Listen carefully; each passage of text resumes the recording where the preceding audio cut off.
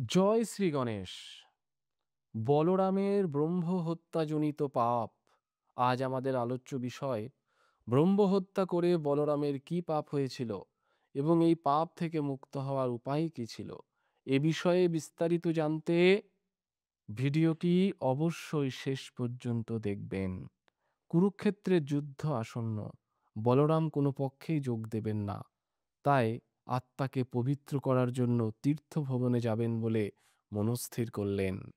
তারপর তীর্থযাত্রার পূর্বদিনে সুরা পান করে পত্নী রেবতীকে নিয়ে রৈবত উদ্যানে টলতে টলতে চললেন। অতি অপূর্ব সেই বন। নানাবিধ বৃক্ষলতা ও নানান পক্ষীর কলহ কুজনে পরিপূরিত কি অপরূপ পরিবেশ। নানাবিধ পুষ্পের সম্ভার বিরাজ করছে সেই বন। বলরাম সেই সুন্দর বন দেখতে এক লতাগৃহে ঢুকলেন, তার সাথে বহু রমণী। সেখানে দেখলেন লোমহর্ষণ মুনি মধ্যস্থলে এক উচ্চ আসনে বসে কীর্তন করছেন। বহু শ্রোতা, শ্রোতা মানে সাধারণ লোক নন, সবাই রাজর্ষি দেবর্ষি ইত্যাদি। সেই সব শ্রোতাগণ মাতাল বলরামকে দেখেই বুঝতে পারলেন যে ইনি মধুপানে মত্ত।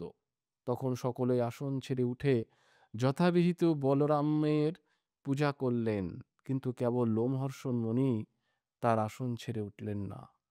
তার ব্যবহারে বলরাম নিজেকে অপমানিত বোধ করলেন, ভীষণভাবে ক্রুদ্ধ হলেন তার উপর। একটা কুশের আঘাতে বিনাশ করলেন তাকে। তা দেখে মুনি ঋষিগণ ভয়ে পালিয়ে গেলেন।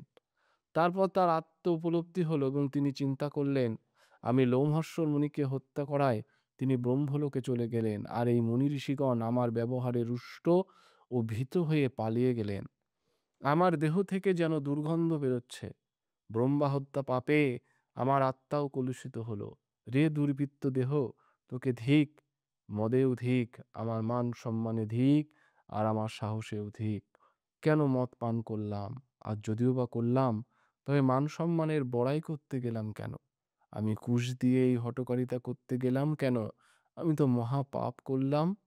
তারপর তিনি এই মহাপাপ ধ্বংস করার জন্য মনস্থির করলেন দীর্ঘ 12 বছর ব্রত করবেন। তারপর লোমা সরস্বতী তীর্থে গমন করলেন। ব্রহ্মহত্যার মহাপাপ থেকে মুক্তি পাওয়ার জন্য বলরামের দীর্ঘ 12 বছর ব্রত করতে হয়েছিল।